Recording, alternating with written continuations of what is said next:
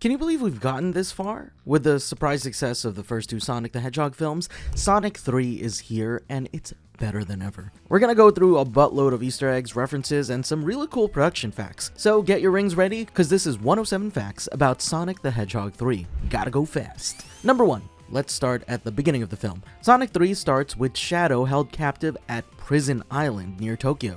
While the name might seem on the nose and uninspired, it's actually a direct callback to Sonic Adventure 2, where Shadow is also imprisoned. The location even reappears in Shadow the Hedgehog. Number 2. Prison Island gets a fresh look in Sonic 3. Instead of being a sprawling jungle island concealing a prison, it's reimagined as a smaller island with a prison perched on top, resembling something more like Alcatraz. Number 3. Jorma Taccone plays the gun officer responsible for overseeing Shadow's stasis chamber. Known for his work as part of the comedy music trio The Lonely Island alongside Andy Samberg and Akiva Schaffer, Taccone also directed the 4th episode of the Knuckles series, which included the comedic song The Flames of Disaster, featuring Michael Bolton. Number 4. Live and Learn, Crush 40's iconic track, is a cornerstone of Sonic Adventure 2. In Sonic 3, our first hint that the song will be featured in the film is during a flashback scene where Maria plays the opening riff on an acoustic guitar. Bits and pieces of Live and Learn can be heard throughout the film, and it serves as Shadow's leitmotif. Number 5. Shadow's first use of Chaos Control in Sonic 3 mirrors his move in Shadow the Hedgehog, where he teleports behind a gun soldier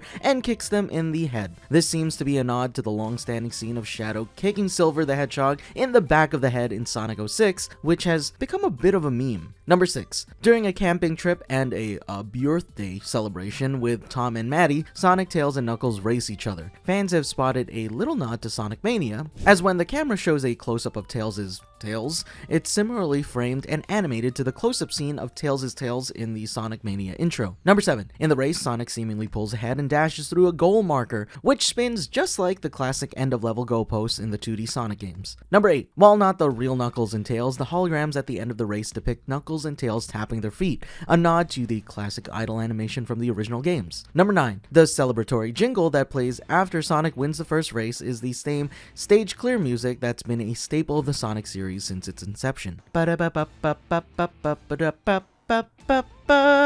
Number 10. The camping tent's red, white, and blue design references Sonic's iconic color scheme, because of course a tent in a Sonic movie should look like Sonic. Number 11. Ozzy, Tom and Maddie's pet dog, also makes an appearance at the camp. Just like the other films, the production team used a different dog for this film. Number 12. This camping scene also brings us back to the first Sonic the Hedgehog film, with Sonic and Tom returning to Sonic's little hideout, where they spend time reminiscing on the past. Number 13. Keanu Reeves lends his voice to Shadow the Hedgehog in Sonic 3, bringing his iconic intensity to the character. In one memorable scene, Shadow's brooding walk through Tokyo's rain-soaked streets mirrors Reeves' portrayal of John Wick in John Wick 3. Number 14. Several signs and posters from Sonic Adventure 2 appear in the background all around Tokyo. Though subtle and they go by really fast, you can spot Chow in Space, Chaos Soda or Chow Soda, and more. Number 15. A new character in the Sonic universe, Professor Victoria, also makes a quick cameo on an electric billboard in Shibuya. The billboard displays Professor Tori in Japanese. Number 16. Sonic's leap from a gun helicopter to begin the Shadow Showdown echoes his dramatic entrance in Sonic Adventure 2. Right before jumping out of the helicopter, Sonic says his lines from the helicopter scene in Sonic Adventure 2 word for word. Number 17. During their free fall towards Shibuya, the song Neon by One OK Rock plays. Appropriate, considering the song references Shibuya and is by a Japanese rock band, but Neon is also from the One OK Rock album Luxury Disease, which features the song Vandalize, which was the song used as one of the ending themes for Sonic Frontiers. Number 18.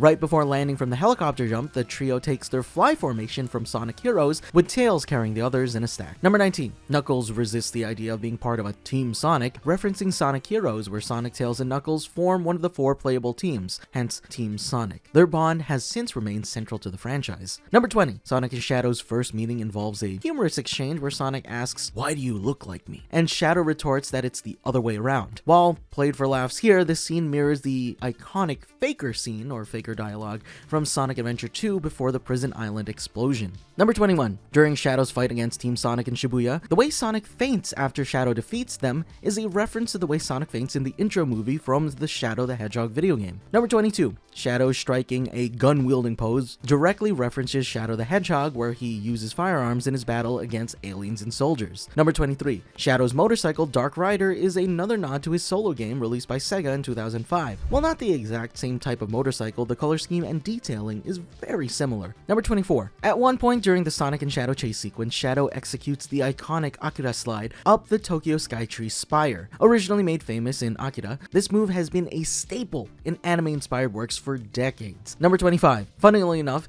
Sonic 3 director Jeff Fowler contributed to the cinematics for the Shadow the Hedgehog game, creating a deeper connection between the character and the director, which is why Shadow's so cool in this film. Number 26. After Sonic and Shadow's intense battle causes a temporary citywide blackout, a dazed Sonic is helped by Tails and Knuckles while muttering 1.21 gigawatts, which he doesn't say correctly because this line is a reference to Back to the Future, and in that film, they say gigawatts because they mispronounced it. I need a nuclear reaction to generate the 1.21 gigawatts of electricity. 1.21 gigawatts! So technically, Sonic mispronounced the mispronunciation. Number 27. When Team Sonic visits the Chow Garden, Tails describes it as one of Tokyo's top must-see spots. While the Chow Garden takes a different appearance in the film, fans will recognize it from Sonic Adventure 2. Number 28. In the Chow Garden, children mistake Tails for Detective Pikachu, which Knuckles humorously agrees with, even saying Pikachu's iconic Pika Pika. Number 29. Several different types of Chow are represented in the Chow Garden, from mascot-sized costumes to prints on a t-shirt. For example, Cheese the Chow can be seen as a mascot and on t-shirts alongside a dark Chow and a red Chow. Number 30. Theming at the Chow Garden is amazing. Chaos Drives, those things that you collect to power up your Chow in Sonic Adventure 2, can be seen in the background, next to some Chow toys, being used as light fixtures. Number 31. Also, not really an Easter egg or anything, just a little detail that I liked, but the little Chow heads on the plates of our main characters are probably Chow Bao buns. Chow Bao, that's so funny to me. Incredible thieving. Number 32. During the Chow Garden meeting with Team Sonic, Commander Walters reveals that Shadow was part of a top-secret gun project from 50 years ago, tied to the discovery of a meteor containing the ultimate life form, which is the same moniker used in the games and comics. Number 33. While Shadow's origins don't involve Black Doom in these films, Shadow is mentioned to have arrived via meteorite, which parallels the Shadow the Hedgehog plot involving the Black Comet. Number 34. Jim Carrey's Eggman is revealed to be alive and hiding inside a giant robot crab. He is shown overeating while watching a Spanish soap opera, La Última Pasión, featuring Cristo Fernandez from Ted Lasso, playing rival twin brothers. The soap opera was first referenced in Knuckles Episode 5, where the echidna briefly watches it in a Reno hotel room. Number 35. Eggman's crustacean robot in Sonic 3 references the crab meat badnik enemy from Green Hill Zone in the original Sonic. Eggman even reused the design in Sonic Boom. Number 36. When suiting up, Eggman requests that his suit be expanded, showing that he's bigger compared to Sonic the Hedgehog 2, and that he's slowly shaping up to be the Eggman from the games. Number 37. In addition to this, Eggman even references the King of Rock and Roll, Elvis Presley. When telling Agent Stone how big to make his suit, he says, "Think Elvis, circa 1976, referencing the King of Rock and Roll's weight gain in the 1970s. Number 38. When Eggman meets Gerald Robotnik for the first time, he's amazed at how similar they are, even breaking the fourth wall by joking that it's like they're played by the same actor, referencing the fact that both Robotniks are played by Jim Carrey. Number 39. In order to play Gerald Robotnik, Carrey required extensive prosthetic makeup, with Carrey spending 3 hours in the makeup chair for each session. Number 40. To portray both characters, Carrey worked closely with actor Brendan Murphy, who doubled as the opposite character during scenes. This intricate setup required Carrey to interact with pre-recorded voice tracks, making the performance technically challenging. Number 41. Now back to the film. To believe that Gerald is who he is, Eggman tests his grandfather's intellect with trivia and equations, including one referencing the speed of light, time, and the bus from Speed, which starred Keanu Reeves, another connection to Shadow's voice actor. Number 42. This mention of Speed is also a callback to Sonic's secret viewing of Speed with Tom and Maddie in the first movie, along with his admiration for Keanu, ultimately inspiring the actor's casting as Shadow in Sonic 3. Number 43. In one of Shadow and Maria's flashback sequences, the kaiju that's featured in the movie they're watching isn't Godzilla. If you take a closer look, it resembles the Bio-Lizard from Sonic Adventure 2. Number 44. Maria's unfortunate end is handled pretty well considering how, violent it was in the games. Maria's death in the film is caused by an explosion from a gun soldier misfiring and shooting an explosive tube, while in the game, she's just straight up shot. Jeff Fowler's goal was to make things a little bit more family friendly, and this seemed to be the best they could do with this particular moment. Number 45. Knuckles' well-known fear of ghosts, a recurring joke since Sonic Adventure 2, reappears in Sonic 3 when Sonic mentions movie night featuring Knuckles being terrified of Casper the Friendly Ghost. You can even see Knuckles try to dismiss his fear of ghosts while snooping around the abandoned gun facility. Number 46. Another pull from Sonic Adventure 2 is the Deadly Eclipse Cannon, which is similar to, but different from Space Colony Arc, which was central to Sonic Adventure 2. The Eclipse Cannon plays a key role in Sonic 3, where the goal of Team Sonic in this film is to stop its activation. Number 47. Eggman and Gerald Robotnik share a bonding moment in VR, riding a roller coaster at Eggman Land, a city theme park hybrid and a robotic utopia envisioned by Eggman, mentioned in multiple Sonic games and finally featured in Sonic Unleashed. Number 48. When Tom and Maddie are shown spending time on new hobbies together, a piano rendition of the Green Hill Zone theme can be heard in the background. Number 49. Speaking of those hobbies, the hobbies include building models, baking bread, knitting clothes, and puppetry even. It's like the pandemic all over again. Number 50. While planning their heist on Gun HQ in London, Team Sonic enlists Tom and Maddie, who eagerly refer to themselves as Mr. and Mrs. Smith, a nod to the iconic Brad Pitt and Angelina Jolie spy film recently rebooted as a series starring Donald Glover and Maya Erskine. Number 51. During Tails' heist planning, a character select screen can briefly be seen. The sprites match the art used for Sonic Mania, making it another pull from Mania. Number 52. Tails reveals that in order to get to the key, they would have to tackle a room full of lasers. When Sonic hears that, he casually jokes, "Can't we just call Tom Cruise for this?" Poking fun at the Mission Impossible star's famous laser dodging scenes. Number 53. When Tails' USB drive fails when Tom and Maddie try using it, Tom utilizes the classic trick of blowing on it, solving the problem. This references the good old trick of blowing on game cartridges whenever they fail to read. Number 54. Also, nice little detail, but Tails' USB drive is shaped like a Tails. That's branding for you. Number 55. Eggman and Gerald take on the Laser Room and do so in style. They recreate the iconic lift from the film Dirty Dancing during the laser dance sequence in London. Number 56. After Eggman and Gerald pass the Laser Room and the door to the next section opens up, the framing of the shot shows that the room is the same shape as the top of Chaos Emeralds. Number 57. While zooming through the streets of London trying to get to Gun HQ, Sonic recreates the poses from the Beatles' Abbey Road album cover, something that lots of people do whenever they visit the famous road. Number 58. While posing as the Beatles on Abbey Road, he correctly names Paul, John, George, but of course forgets Ringo, referencing how Ringo seems to always be forgotten when naming the members of the band. Number 59. The track that plays when Sonic is close to reaching Gun HQ, titled Gun Control, uses a familiar melody. While you might not catch it at first because it is interpolated very differently, the melody being used is from Escape from the City, the iconic song used in the City Escape level from Sonic Adventure 2. Number 60. Escape from the City is listed in the credits, but the song itself is nowhere to be heard, which has led fans to believe that Gun Control is where Escape from the City is used. Number 61. Tails lends Sonic a hand and does a spin throw to get Sonic into Gun HQ. This move is reminiscent to the one he performs in the Sonic Mania intro movie and from episode 2 of Sonic Mania Adventures, another connection to Sonic Mania. Number 62. Turns out that the Eclipse Cannon's second key is guarded by a gravity-altering room with green panels for reduced gravity and red panels for increased gravity. This takes inspiration from the penultimate level in Sonic Adventure 2, which utilizes gravity-altering panels as well. Number 63. When Director Rockbell walks in and reveals how they all fell for her bait, Eggman responds to her by saying, "I don't believe it," with Gerald continuing, "I know, right?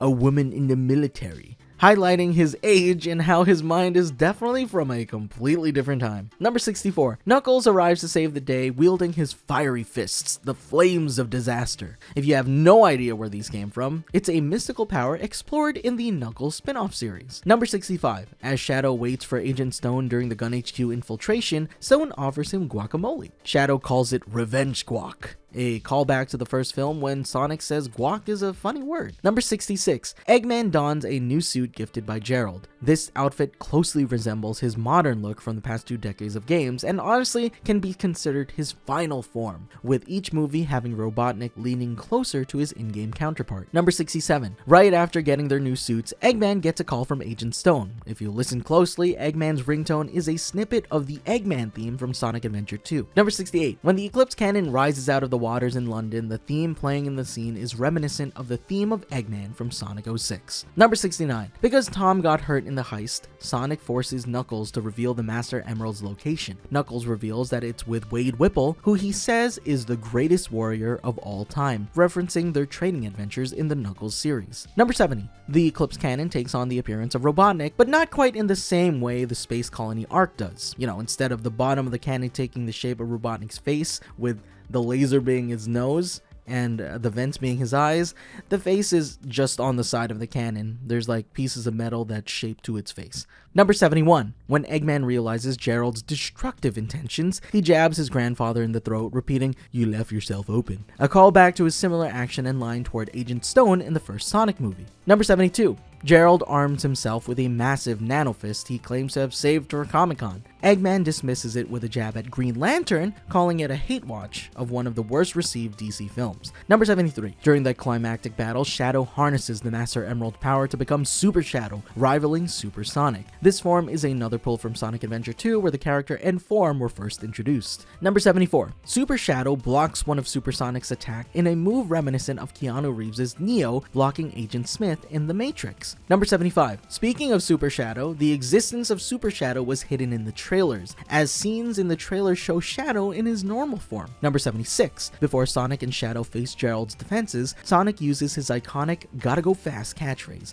originating from the Sonic X animated series theme song. Number 77. Throughout the film, Live and Learn had been teased, however, during the Eclipse Cannon battle, the song plays in its full glory, Crush 40 and all. Number 78. The finale echoes Sonic Adventure 2, with Sonic and Shadow joining forces to stop the Eclipse Cannon. Though some details differ, like, the Bio-Lizard completely missing, the sequence itself is such great fan service that will delight longtime fans such as me.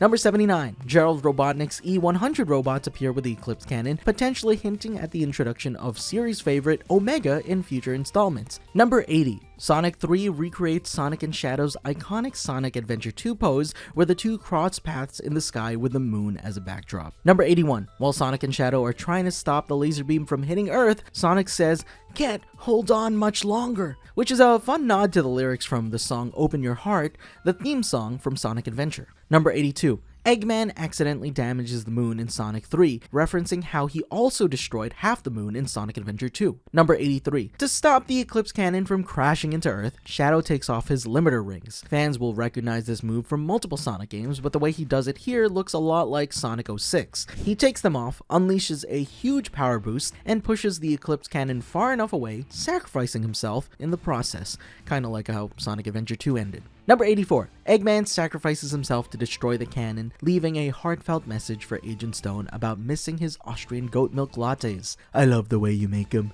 He then imitates his classic robot voice from the previous movies before the cannon explodes. Number 85. Also, this scene of Eggman live streaming a message is similar to how he broadcasts a message to Earth about his use of the cannon on Space Colony Arc, creating another parallel to Sonic Adventure 2. Number 86. The end credits of Sonic 3 feature low-poly versions of the characters resembling their models from the fighting game Sonic the Fighters. Number 87. Like most movies nowadays, you can't leave before the credits end because there's a mid-credit scene. This time around, the scene introduces Metal Sonic and his robotic clones, setting up the iconic antagonist for future films. Number 88. Amy Rose also makes her debut in Sonic 3, wielding her signature hammer to save the day. As a key ally of Sonic since her introduction in Sonic CD, she's a welcome addition to the team. Number 89. Lastly, we see Shadow grabbing his limiter rings. Just like in Sonic Heroes, we find out Shadow is still alive. But the movies handle it a little differently. Instead of Rouge finding him like in the game, Shadow picks up his own rings. And that's the end of the film. Personally, I thought Sonic 3 was amazing, especially compared to the first two, but if you're wondering how we even got here to begin with, well, let's talk about that for a little bit. Number 90. By February 2022, after the box office success of Sonic the Hedgehog 2, Sega Sammy Group and Paramount Pictures officially began work on the third installment. This was announced during Viacom CBS's investor event, creating buzz among fans. Number 91. Jeff Fowler, the director of the first two movies, was confirmed to return, ensuring the continuation of the franchise's playful and action-packed tone. and the coolness of Shadow. The production team retained key figures including producers Neil Moritz, Toby Asher, Toru Nakahara, and Hitoshi Okino. This continuity allowed the team to build on the foundation of the previous films. Number 92. Also confirmed was writers Pat Casey, Josh Miller, and John Whittington, who came back to craft the screenplay. Casey and Miller also contributed to the story, ensuring consistency with established character arcs. Additional material was developed by Paul Greenberg and Oren Uziel, expanding the narrative even further. Number 93. Sonic the Hedgehog 3 was announced alongside the Knuckles spin-off series. This double announcement was thought to be a play on the video game title Sonic the Hedgehog 3 and Knuckles. Number 94. The movie was developed alongside the Knuckles spin-off series for Paramount Plus, highlighting Sega and Paramount's shared goal of creating a rich, interconnected universe. Number 95. According to Sonic 3 producer Toby Asher, the film draws heavily from Sonic Adventure 2, as we had talked about, and Shadow the Hedgehog. The film incorporates iconic elements from both games. Number 96. While the films don't adapt locations one-to-one, Fowler believed integrating game elements into real-world inspired locations added believability and helped ground the fantastical story in relatable contexts. Number 97. In 2022, Jim Carrey, who obviously plays Eggman or Dr. Robotnik, hinted at retiring from acting. This led to speculation about his involvement in Sonic 3. Producers had to reassure fans that his role would not be recast and remained optimistic about his return. However, Carrey later confirmed his participation, joking that he loved playing a genius and needed the money. Number 98. New cast members this time around included Keanu Reeves as Shadow, obviously, Alila Brown as Maria, and Kristen Ritter, James Woke, and Christo Fernandez in different roles seen throughout the film. Particularly for Keanu Reeves, director Jeff Fowler noted that Reeves' work on the John Wick series served as an unconventional audition for the role. Number 99. Reeves collaborated closely with the creative team, providing multiple interpretations of Shadow's lines and coming to sessions prepared with questions to fully understand the character. Animation supervisor Clem Yip stated that Reeves' serious and low-key vocal performance influenced how Shadow's physical movements and expressions were animated. Number 100. Tom Holkenborg, also known as Junkie XL, returned to compose the score, building on the musical themes of the previous two films while creating new ones for Sonic 3. Number 101. As a tie-in to Sonic 3, the game Sonic X Shadow Generations released the Sonic the Hedgehog 3 Movie Pack DLC, inspired by the film. This add-on includes a Tokyo-based level, a Shadow skin modeled after his movie counterpart, complete with voice lines by Keanu Reeves, and 2 additional challenge acts. Players who pre-ordered the Digital Deluxe Edition even received the DLC at no extra cost. Number 102. One of the coolest promotional pieces, in my opinion, is the Sega Genesis themed Sonic 3 game box and cartridge that Paramount sent to press and influencers. The cartridge even works and contains several pieces of promotional art. And if you input a cheat code, Sonic and Shadow appear, with Sonic even saying, "No cheating!" Number 103. Since Sonic 3 was set to release during the holiday season, to promote the film, a special stop-motion short called A Very Sonic Christmas was released, featuring Sonic, Tails, and Knuckles helping Santa with Christmas. Number 104. On top of the Christmas short, parody posters of different Christmas movies were also released. Some films that were parodied include Home Alone, A Christmas Story, and The Nightmare Before Christmas, and more. Number 105. The movie premiered in London on December 10th, 2024, followed by a Los Angeles premiere on December 16th. It was released in US theaters on December 20th, 2024, and by January 2025, Sonic 3 had grossed $387.6 million worldwide, with a $60.1 million opening weekend. It set new franchise records and solidified its place as a blockbuster hit. Number 106. With the post-credit scene hinting at more to come, of course, a fourth Sonic film is in development and is currently slated for release in early 2027. Producers have hinted at further spin-offs, with Idris Elba and Keanu Reeves expressing interest in exploring standalone stories for Knuckles and Shadow. And despite his character's apparent death in Sonic 3, Jim Carrey has not ruled out returning, stating he would consider reprising the role if the story interested him. Number 107. I'm gonna leave y'all with this silly little fact, but during an interview, Ben Schwartz revealed that he didn't realize the pun in Tails' name, even calling Colleen to see if she knew it. For those that don't know, Tails' name is a pun for miles per hour. And that's it for 107 facts about Sonic the Hedgehog 3. I love this film, and I can't wait to see what they're going to do with Metal Sonic and Amy in Sonic 4. Anyway, if we missed anything, let us know in the comments. If you liked the video, consider liking and subscribing to the channel. Thank you for watching, and remember, Frederator loves you.